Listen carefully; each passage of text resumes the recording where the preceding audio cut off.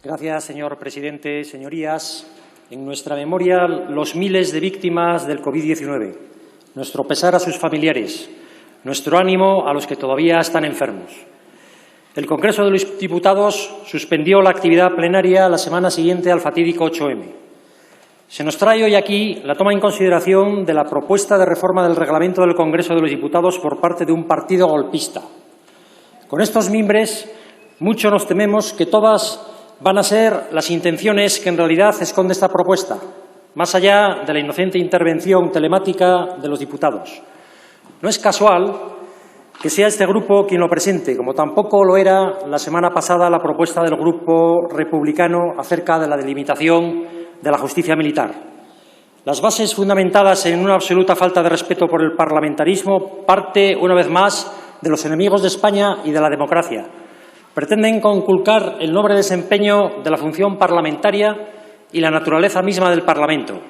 Este es un foro de debate que gira en torno a la deliberación y esta debe ser pública, con una estructura dialogal e incluso de expresión no verbal, con los gestos, los movimientos del cuerpo y de las manos.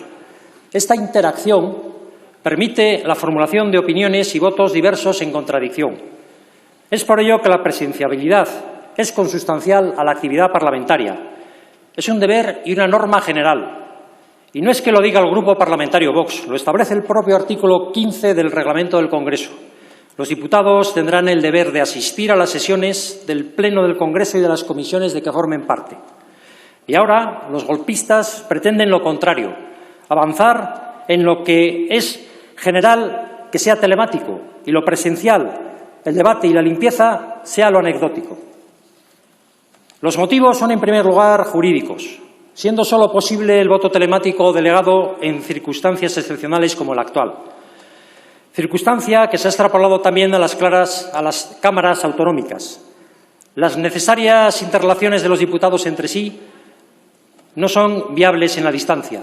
El propio Tribunal Constitucional, en su sentencia de 19/2019 de 12 de febrero, y que tampoco ha gustado a los separatistas catalanes, establece el carácter presencial como fundamento del derecho parlamentario, que precisa de inmediación y contradicción, evitando igualmente la coacción en el voto, pues en la Cámara se expresa la voluntad del parlamentario y no la de un tercero que pueda asistir o actuar en nombre del ausente.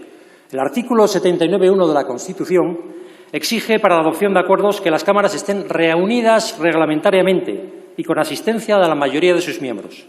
Más detalladamente, el Reglamento del Congreso, en su artículo 72, parece dejar poco espacio a la flexibilidad interpretativa. Los discursos se pronunciarán personalmente y de viva voz.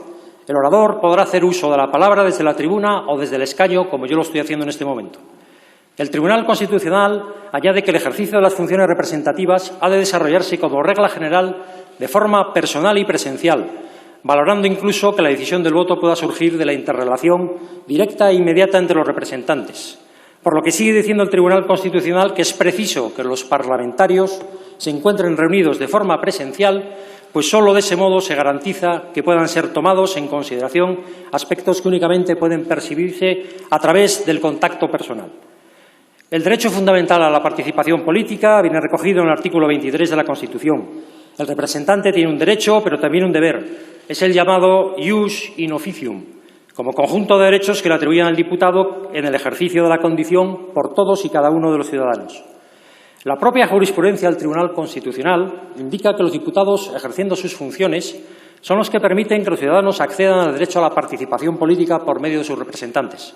Ya el Pleno del Congreso, en aquella sesión del 21 de julio del 2011, había aprobado una reforma del reglamento por la que se modificaban los artículos 79 y 82 y el objeto era, claro, permitir la votación no presencial de los diputados en supuestos tasados y con la debida autorización de la mesa de la Cámara, como pueden ser el embarazo, la maternidad, la paternidad o la enfermedad grave.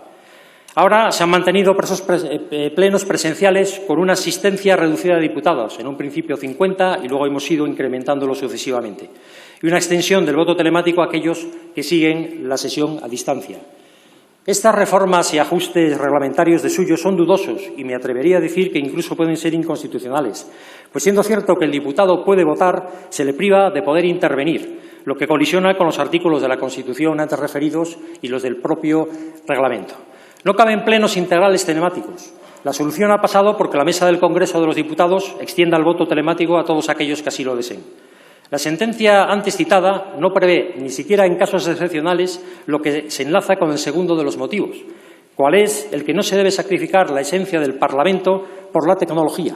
Además, previsiones reglamentarias que regulen posibles incidencias han de existir unos requisitos técnico-logísticos, pues para poder hacer uso de la palabra o pedir turno de alegaciones, entre otras, sería especialmente gravoso que por una deficiencia técnica, una mala conexión a la red o un problema informático se privara a un diputado de presencia telemática o, lo que sería peor, de votación, por lo que afectaría directamente a la formación de la voluntad de la Cámara. El tercer motivo es la propia esencia del parlamentarismo, donde se toman decisiones fruto del debate, al ser un elemento vivo. Los independentistas quieren que el debate muera, que el Parlamento sea virtual, donde un fugado de la justicia o un preso pueda intervenir a distancia. Sería difícil interactuar eficazmente con los portavoces de los grupos parlamentarios. ¿Cómo podría desarrollarse con normalidad turnos de réplica y dúplica, o incluso los debidas a las alusiones?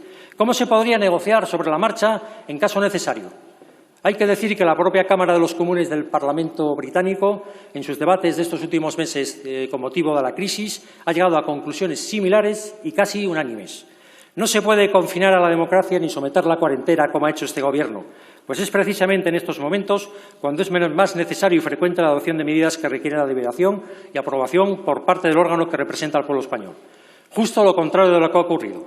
No fue hasta el 15 de abril cuando se reanudaron las sesiones de control, esas que gustan tan poco al Gobierno, aprovechando la crisis para imponer su ideología comunista, como vimos con el nombramiento del señor Iglesias en el CNI, contratos a empresas fantasmas, nombramientos de nuevos altos cargos a dedo, repartos millonarios a medios de comunicación para que ofrezcan su visión de la crisis y regando a docenas de asociaciones afines que predican el pensamiento único.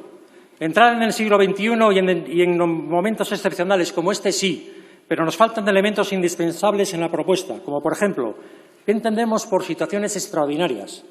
No se garantiza la identidad del orador, el contenido de sus intervenciones y la duración de las mismas por medios tecnológicos. No se garantiza la comunicación en tiempo real entre los asistentes. No se garantiza la identidad del diputado y la seguridad y validez del voto.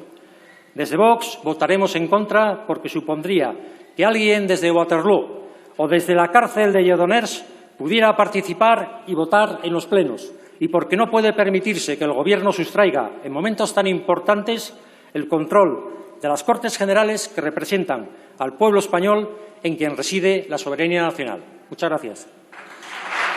Gracias, señor Calvo.